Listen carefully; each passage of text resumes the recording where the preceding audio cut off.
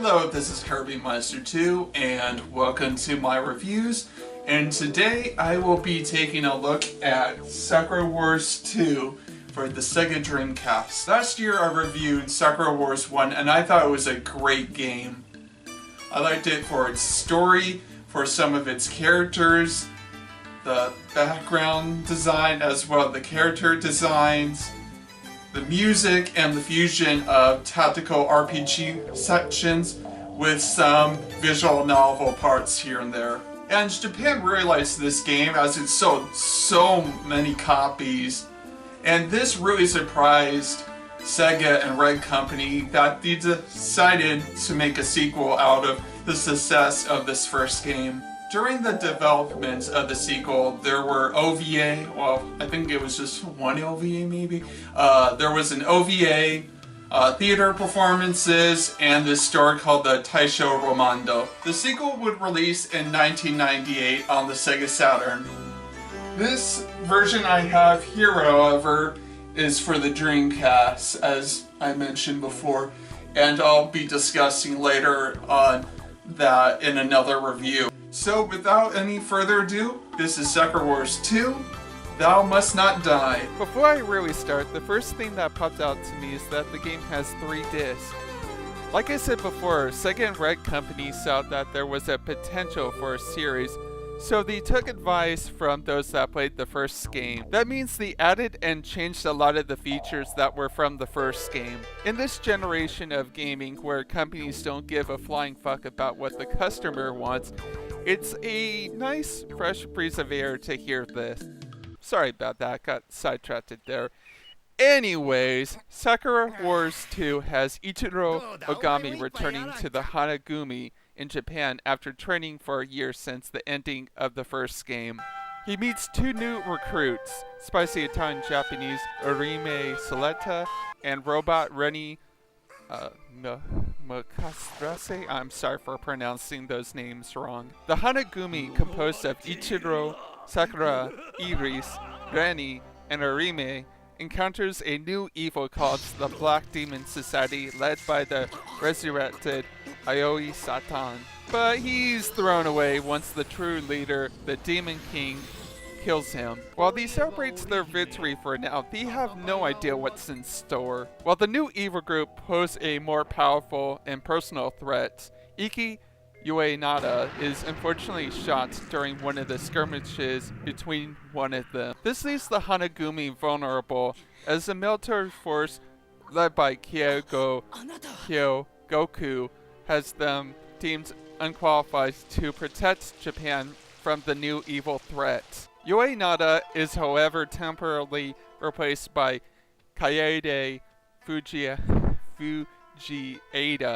the twin sister of Ayami from the first game. Will the group handle fighting the powerful force during all this pressure? This intense atmosphere makes the characters more dimensional as each chapter is more personal to each of the cast members. Iris' powerful and what is seemed uncontrollable spiritual energy is questioned as she is looked down by Urime and Reni. Sumire thinks about her future in the group as she is about to be wed to a rich fiancé.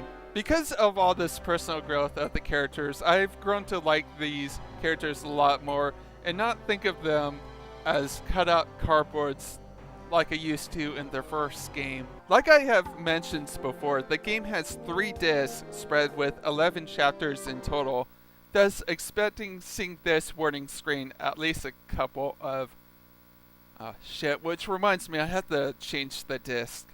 Each chapter has 2 parts, the visual novel and the turn-based strategy sections. The visual novel sections have the players control Ogami around the theater to interact with the other cast members.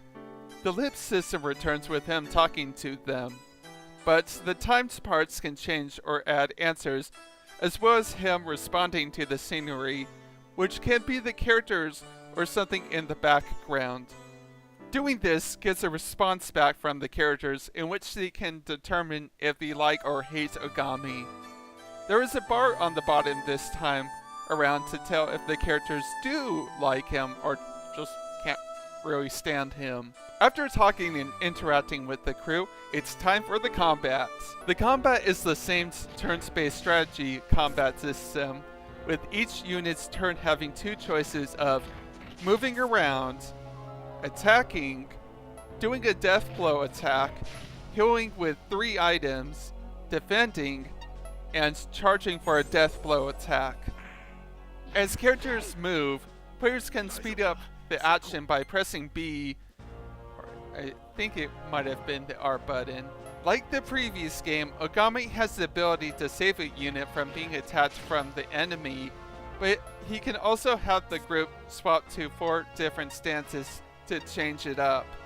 This could be something like doing the Kasai, which has the units do heavy attacks but lowering their defenses, or choosing Yama, which can just buffing up their defenses but lower their attack.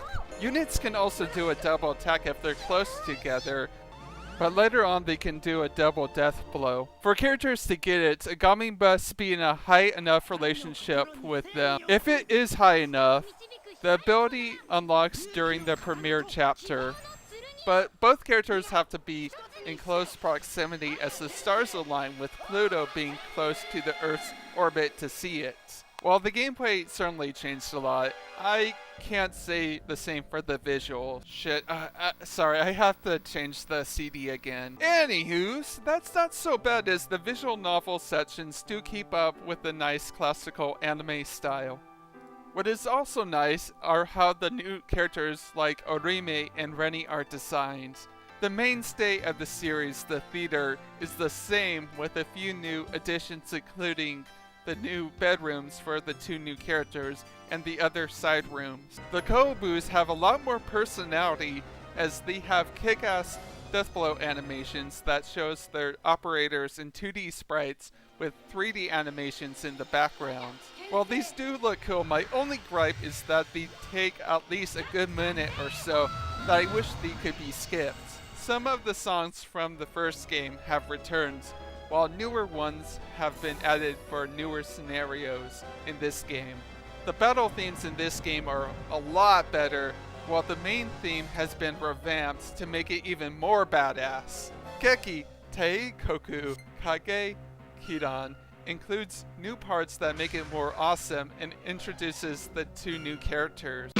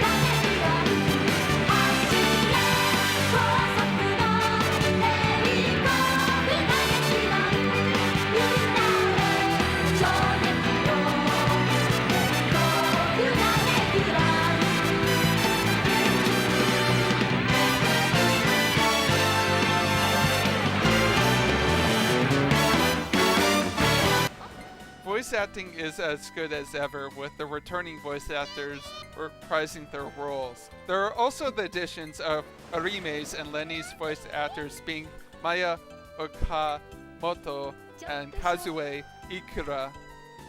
Both of these 2 are prominent in the anime community, so definitely give them a look, because I'm too lazy to list all the shows that they were in. The dialogue is good too, with no complaints for those that can understand it. For those that don't understand it, well, look at the game facts for translations, as this game was also not localized. It's a shame that Sakura Wars 2 wasn't localized like its predecessor, because Sakura Wars 2 is a really good game for the Dreamcast. I imagine that the games would have sold well in the West if things were much differently, but no! Sega had to ruin everything by killing off the Sega Saturn, giving birth to the Dreamcast, and even after that, the Dreamcast died after 2 years, so... Because of this, the series had to adapt to a new system, new hardware, and it just... The series would be affected by all these events going around in Sega. And, well, Red Company and Sega had to think of something for the series going forward. And, guys... It's only gonna get worse from here.